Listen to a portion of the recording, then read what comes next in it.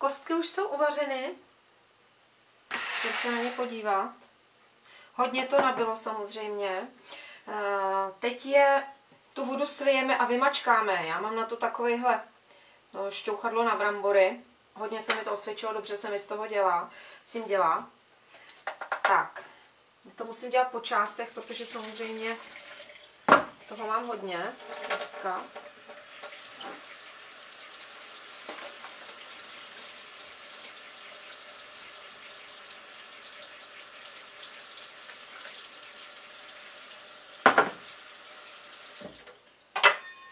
Tak, to vymačkání těch kostek je hrozně důležitý.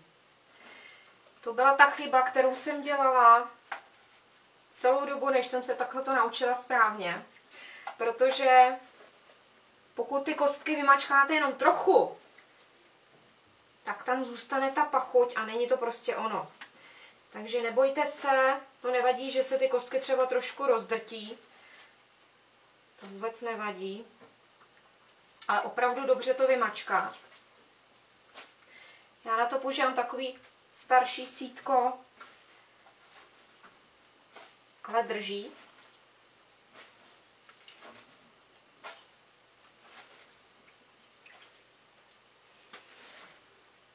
Kdo chce, může to třeba nechat ještě okapat.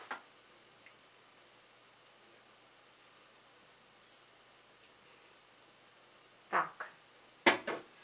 Tady z té marinády se nám opravdu stala taková pěkná omáčka. Já jsem tam ještě mezi tím přidala 1 lžíci řepkového oleje. Tak, teď to ještě promíchám a už tam první část těch kostek dám.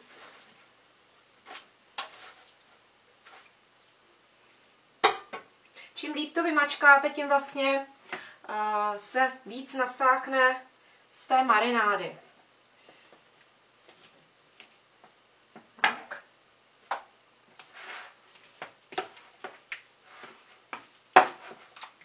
Ještě je to teplé samozřejmě, takže promíchám.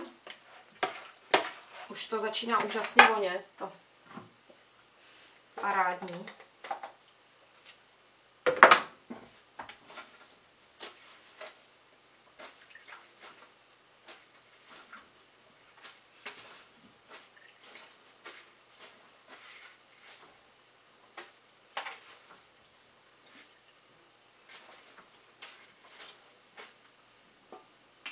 Tak. Teď jsem mačkala tolik, že se mi ty kostky tam do toho protlačily, ale to nevadí, že budou na větší části, teda menší.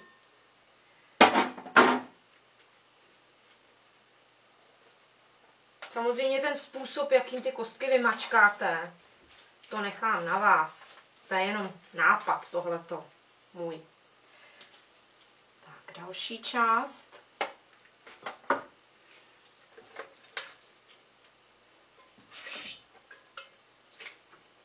Tak, teď už to je poslední.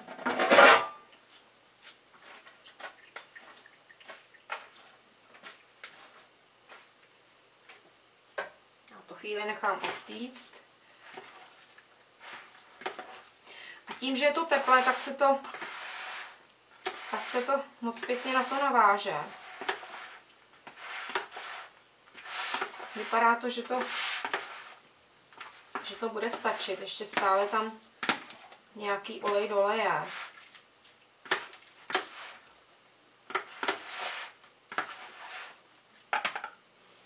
Škoda, že si nemůžete přičichnout. Ale vy budete čichat své vlastní, až si to zkusíte vyrobit.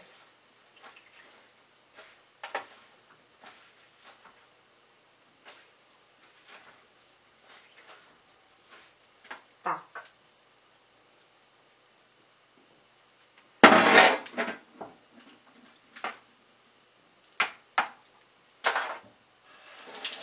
Poslední část.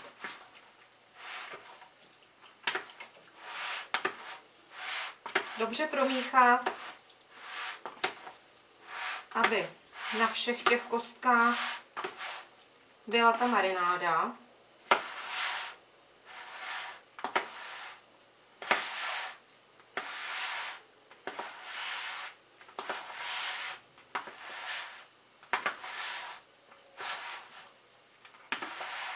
Na ten malý pytlíček, ty 4 lžíce, maximálně těch 5, to stačí.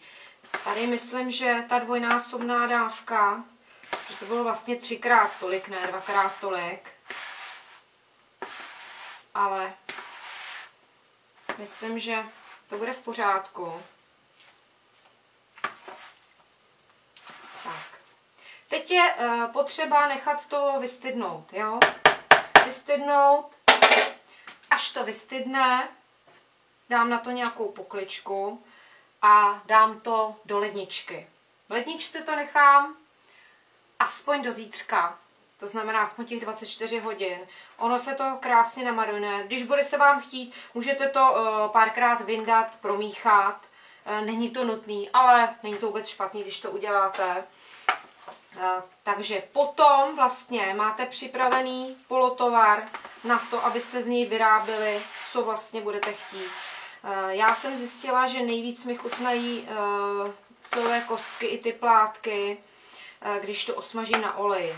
Toho oleje na to smažení tam dávám už opravdu hrozně málo, 1 lžíci, protože ten olej je vlastně i tady.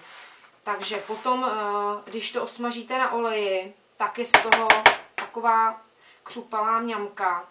Je to dobrý i následující dny, vůbec to nestrácí nic na chuti. Kdo z toho chce vyrobit guláš, tak samozřejmě druhý den vyrobí guláš. Je to připravený na jakýkoliv použití. A můžu vám garantovat, že když to uděláte takhle, tak to nebude naposled, co to děláte. Mějte se hezky a dobrou chuť.